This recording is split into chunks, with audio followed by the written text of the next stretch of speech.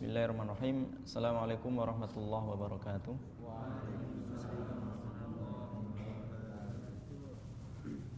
Innal hamdalillah nahmaduhu wa nasta'inuhu wa nastaghfiruh wa na'udzu billahi min shururi anfusina wa min sayyiati a'malina may yahdihillahu fala mudilla lahu wa may yudlil fala hadiya lahu. Asyhadu an la ilaha illallah wahdahu la syarika lahu wa asyhadu anna Muhammadan abduhu wa rasuluhu alladzi la nabiyya ba'dah. Amma ba'du. Kita lanjutkan kajian kitab Bidayatul Mujtahid yang ditulis oleh Imam Al-Mujtahid Ibnu Rushd rahimahullah. Bahwa sering saya sampaikan bahwa kitab ini merupakan kitab yang sangat agung, dikaji oleh seluruh Tullabul ilmi, khususnya para peminat kajian fikih, baik di Timur Tengah maupun di negeri kita. Kitab Bidayatul Mujtahid ini sudah tidak asing lagi, diterima oleh semua kalangan. Semua kalangan kalau di Indonesia diterima, di kalangan NU, Muhammadiyah, Persis, Wahdah Islamiyah, semua ormas-ormas Islam alhamdulillah menerima kitab Bidayatul Mujtahid ini. Kitab ini berisikan tentang perbandingan madhab. Jadi Ibnu Rushd itu beliau bukan sosok ulama yang fanatik pada satu madhab tertentu, tapi beliau mengajarkan kepada kita bagaimana kita menjadi seorang mujtahid. Makanya dikatakan kitabnya Bidayatul Mujtahid.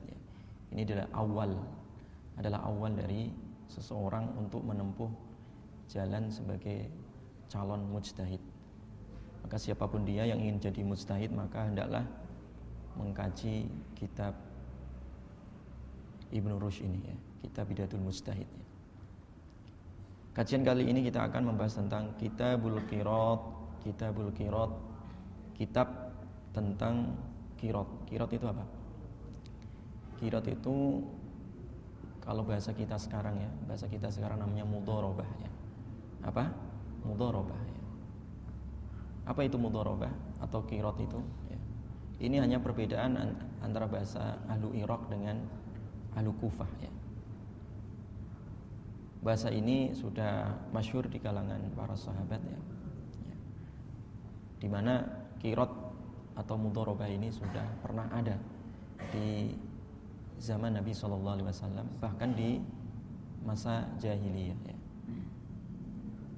Mudharabah atau qirat ini nanti yang akan membedakan apakah akad yang ada di bank-bank itu syar'i ataukah tidak syar'i, apakah berunsur riba ataukah tidak.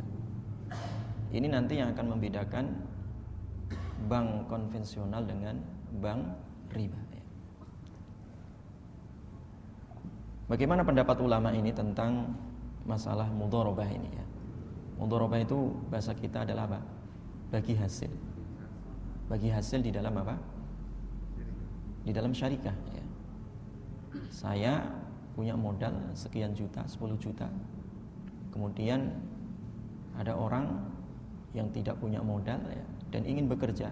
Khairun misalkan, saya modali ini uang 10 juta khairun untuk ternak lele misalkan. Tetapi dengan modal 10 juta ini, kita nanti bagi hasil. Bagi hasil itu adalah sesuai dengan kesepakatan. Tentu saja yang bagi hasil prosentasenya itu harus normal, tidak boleh menzalimi salah satu pihak. Bisa 50%, saya 50%, dari keuntungan khairun 50%.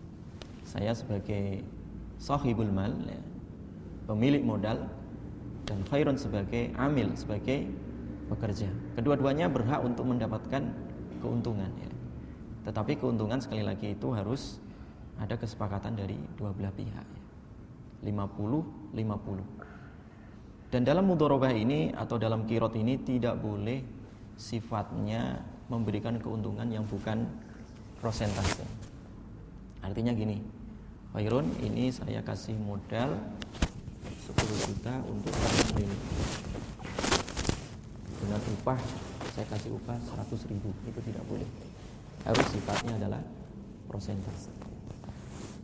Itu secara definisi. Nah, kemudian kita akan bahas secara bagaimana pendapat ulama tentang qirat ataupun mudharabah.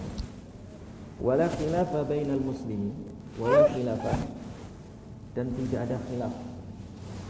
Tidak ada apa? Khilaf. Tidak ada perbedaan bainal muslimina, di antara ulama kaum Islam. Ya, kita lanjutkan. Jadi tentang masalah hukum apa tadi? Qirat atau mudharabah, ya, bagi hasil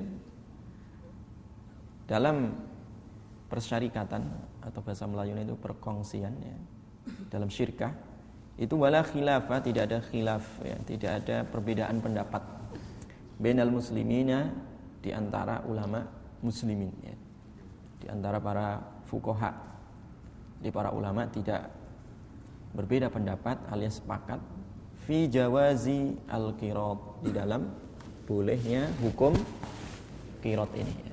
Jadi mudharabah bagi hasil itu hukumnya adalah jawaz, ya. Hukumnya boleh. Wa annahu mimma kana fil jahiliyah. Wa annahu mimma kana fil jahiliyah. Dan sesungguhnya qirat ini atau mudharabah itu mimma, itu dari apa yang pernah ada fil jahiliyah, di dalam masa jahiliyah. Jadi sebelum Islam itu datang, qirat ini sudah pernah apa? Sudah pernah dilakukan oleh masyarakat jahiliyah. Fa aqarrahu al-Islam, maka Islam mengikrarkan alias menetapkan, ya.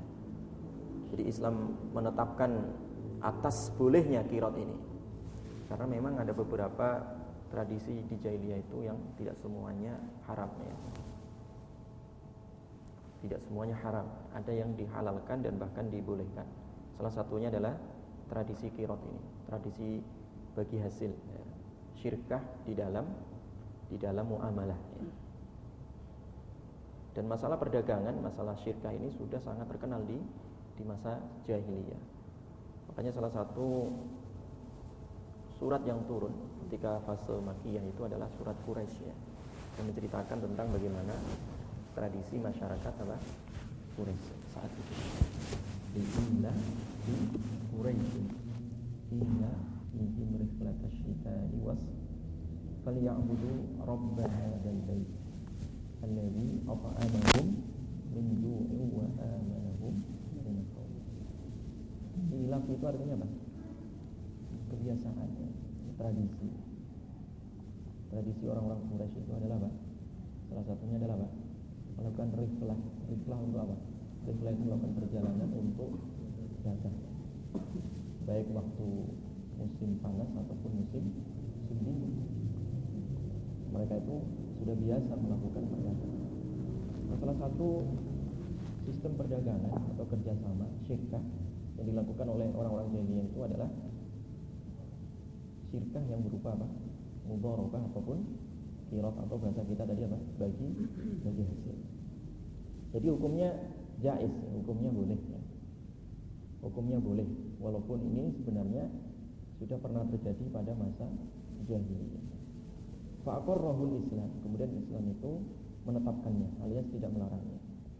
Wa ajma'u, dan mereka para ulama itu sepakat ala anna sifatahu, bahwa sesungguhnya sifatnya qirat tadi itu ayyu'tiya, yaitu apa? Ayyu'tiya ar-rajulu, seseorang memberikan apa? Ar-rajula, orang lain. Jadi ada dua belah pihak, pihak pertama dan pihak kedua. Pihak pertama, rajul pertama, ya. Ayyu'tiya ar-rajulu ar-rajula al-mala. Pihak pertama yang disebut dengan sahibul mal, ya, pemilik modal, itu memberikan kepada apa? Nasabah, atau memberikan kepada pekerja al-mala, harta, modal. Jadi dua belah pihak, yang satu sahibul mal, pemilik modal, yang satu adalah apa? Pekerja. ala an yattajira. Untuk apa? Ayat tajiro, agar ia berdagang, melakukan tijarah. Siapa yang melakukan tijarah ini? Ar-rajul ats-tsani, yang kedua, yaitu siapa? Pekerja. Jadi amil. Jadi pekerja di sini dia hendaklah melakukan satu aktivitas pekerjaan atau perdagangan. Ala juz'in ma'lumin, atas apa? Bagian yang maklum. Dari sini kita bisa melihat bahwa salah satu persendian qirat ataupun mudharabah ini ada berapa? Satu tadi harus ada sahibul mal, pihak yang pertama. Yang kedua harus ada apa? Amil atau ar-rajul ats-tsani. Ada pihak kedua yang bertugas untuk apa? Berdagang atau bekerja. Yang ketiga, ada objek ala an yattajiru bih. Ada objek pekerjaannya. Jadi jelas pekerjaannya, apakah dibikin untuk perumahan, ya, bisnis perumahan, untuk bisnis lele, untuk dagang beras, ya, untuk apa saja. Yang penting itu adalah apa? Dia ada objek pekerjaan yang harus dikerjakan. Makanya tidak boleh kita memodali para penganggur yang tidak jelas apa yang akan dikerjakan. Karena apa? Uangnya nggak akan menjadi keuntungan, tetapi apa yang terjadi adalah habis uangnya. Maka dari itu syarat yang ketiga itu objek pekerjaannya jelas. Makanya kalau di bank-bank syariah itu ketika ada orang yang datang ingin minta modal, pasti kan oleh customer service-nya ditanya, Bapak apa yang akan dikerjakan? Pekerjaannya apa? Pekerjaannya jelas atau tidak? Temponya berapa hari? Dan seterusnya, itu jelas. Jadi objek pekerjaannya adalah apa? Jelas. Kemudian yang keempat, ala juz'in ma'lumin. Ada bagian yang maklum, jelas. Bagi hasilnya jelas. Bagi hasilnya adalah jelas. Tidak boleh begini mengatakan saya punya uang sebagai sahibul mal, pemilik modal, saya punya uang 10 juta, kemudian saya katakan kepada pekerja tadi yang ingin minta modal, udah uang 10 juta ini jalankan, nanti keuntungannya gampang lah. Keuntungannya gampang lah nanti menyusul. Itu tidak boleh. Kenapa? Karena apa? Tidak jelas. Tidak ada syarat juz'un maklumnya. Jadi syarat keuntungannya itu tidak apa? Tidak maklum. Ya udah nanti aja lah urusan belakangan, yang penting uang ini adalah kamu jalankan untuk permodalan. Itu hukumnya haram, tidak boleh. Karena apa? Tidak ada kejelasan bagi hasilnya. Tentang keuntungan dan kerugian itu tidak ada kejelasan dari dua belah pihak, baik dari pihak apa? Pekerjanya dan pihak pemodal. Makanya ketika sesuatu itu majhul itu tidak bisa diketahui, tidak bisa diprediksi, ya. Tidak bisa dianalisa, ya. Maka di dalam Islam itu hukumnya adalah haram, apapun itu, baik dalam akad, baik dalam apa, objek perdagangannya, ya kan? Baik dalam aktivitasnya. Ketika itu majhul, maka hukumnya adalah haram. Dalam baik sudah sering kita jelaskan bahwa baik yang ada di dalam perut binatang, perut sapi misalkan, yang belum jelas apakah hidup ataukah tidak mati, ataukah dia cacat ataukah tidak, itu nanti diharamkan. Kenapa diharamkan? Karena tidak jelas. Makanya Islam juga mengharamkan jual beli yang tidak bisa ditangkap. Jualan ikan di laut, ikan yang ada di dalam laut. Udah saya jual sekilo, ambil aja. Tidak boleh. Kenapa? Karena majhul. Majhul. Demikian juga dalam masalah akad. Ini modal 10 juta jalankan untuk bisnis apa saja. Keuntungannya gampang. Tidak ada kejelasan persentasenya. Maka hukumnya adalah apa?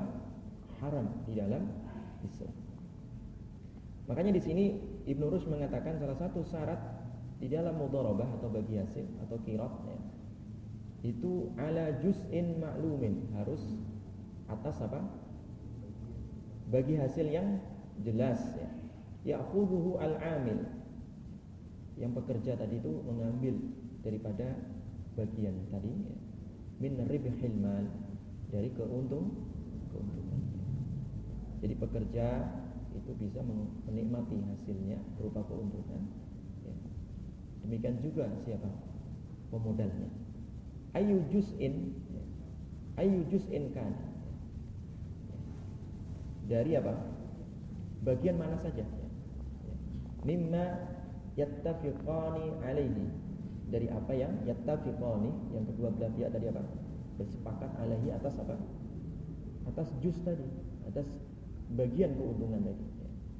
Sulusan, sepertiga ya kan, au ruba'an, seperempatnya, au nisfan, atau separuhnya. Jadi 50 keuntungan untuk saya sebagai pemodal, 50 untuk siapa? Pekerja. Itu boleh hukumnya. Atau misalkan 30% untuk siapa? Pekerja, 70% untuk saya.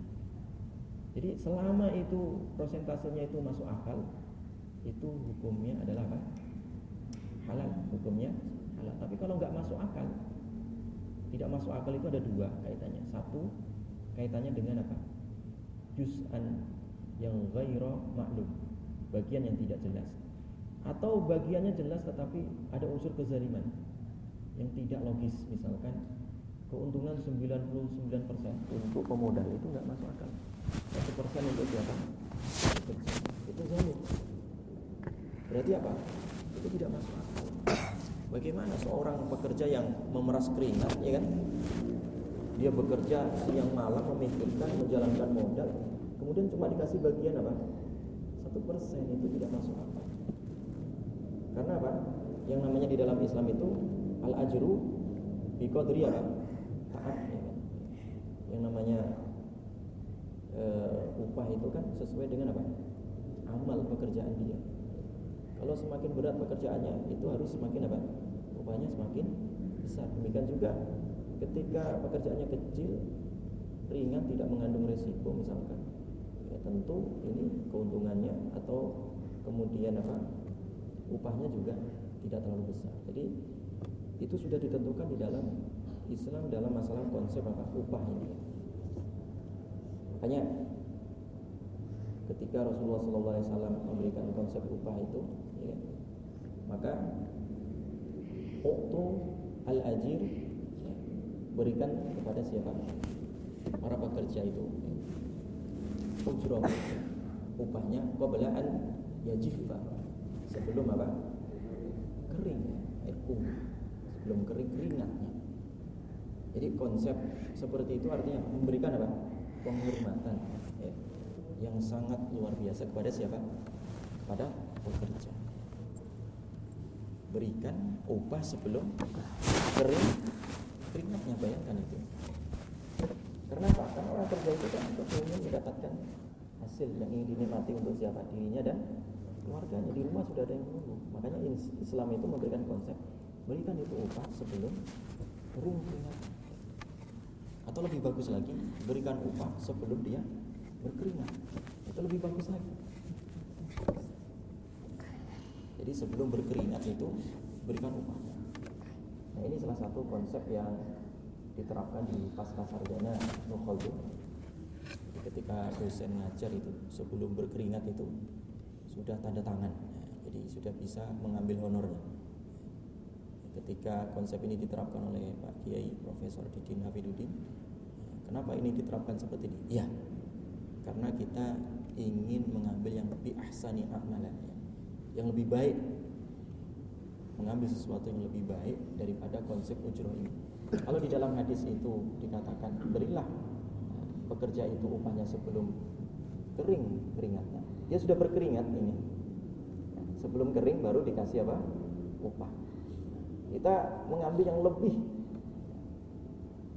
artinya lebih hati-hati, sebelum dia berkeringat dikasih upahnya. Nah, ini luar biasa. Jadi itu sebagai apresiasi atau penghormatan kepada siapa? Pekerja. Itu adalah sesuai dengan apa? dengan Islam. Makanya di sini harus disepakati keuntungan ini apakah sulusan sepertiga, au ruba'an seperempat, au nisfan. Jadi saya katakan tadi syarat daripada bagi hasil ini mudharabah, akad mudharabah itu harus apa tadi? Bagi hasilnya keuntungannya itu harus melalui apa? Prosentase. 30%, ya kan? 40%, 50% sesuai dengan kesepakatan antara apa tadi? Pihak pekerja dan juga pihak pemodal. Tentu saja prosentasenya tadi itu harus apa? Masuk akal. Tidak boleh saling menzalimi antara satu dengan yang lainnya dan tidak boleh ada paksaan.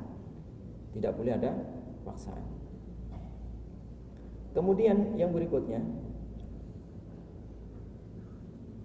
wa anna hadza mustasna minal ijarah al-majhulah. Dan ini adalah bagian dari istisna ya. Pengecualian dari ijarah, ya, akad ijarah ya. Sewa yang al-majhulah, yang majhul tadi.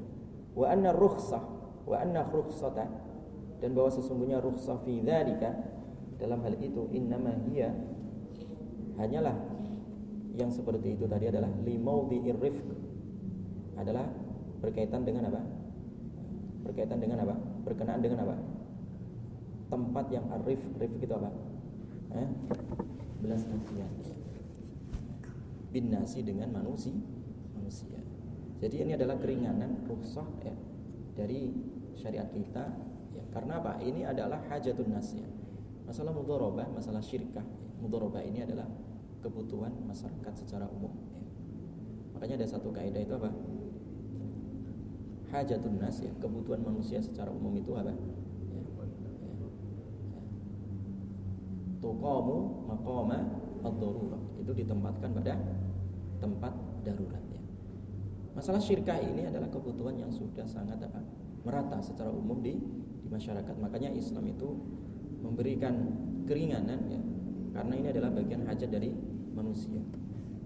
Wa annahu la dhamana 'alal 'amil. Nah ini yang kelima ini ya. Ini persendian yang kelima. Wa annahu, bahwa sesungguhnya ya, dalam bagi hasil ini ya, la dhamana, tidak ada dhaman. Dhaman itu apa? Ganti rugi ya. Tidak ada jaminan ya. 'Alal 'amil, bagi siapa? Bekerja. Fima talifa, dari apa? Modal yang talif yang hilang ya, yang rusak. Min ra'sil mal, dari apa? Ra'sul mal, dari permodalan tadi. Idza lam yata'adda, ketika si amil tadi, si pekerja tadi itu tidak gegabah ya. Jadi selama pekerja itu dia aktif ya, sesuai dengan prosedur ya, tetapi tiba-tiba yang namanya manusia itu kemudian dia terjebak atau tiba-tiba tertipu bukan dari kemampuan dia ya.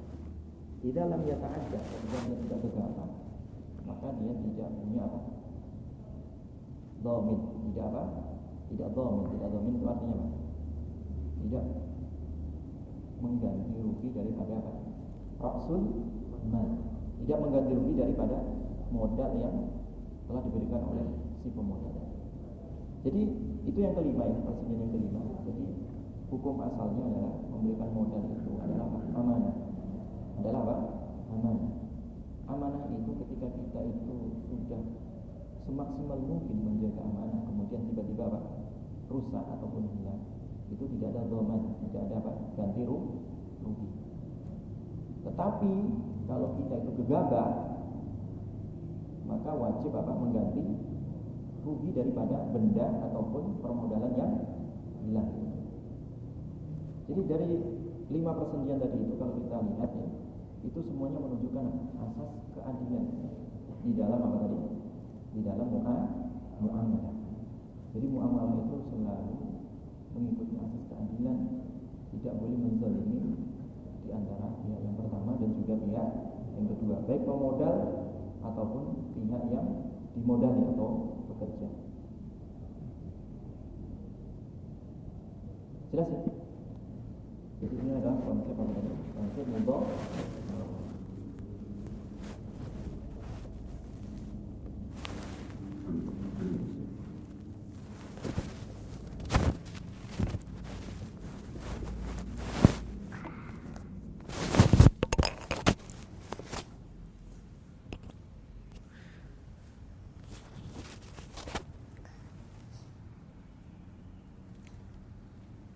Jadi konsep apa tadi? Konsep mudharabah ya. Jadi konsep mudharabah itu kalau sudah bahasa kita sekarang dalam bahasa perbankan itu namanya apa? Bagi hasil ya. Ini berlaku di PMT biasanya. PMT itu kayak koperasi syariah itu ya. Bank syariah.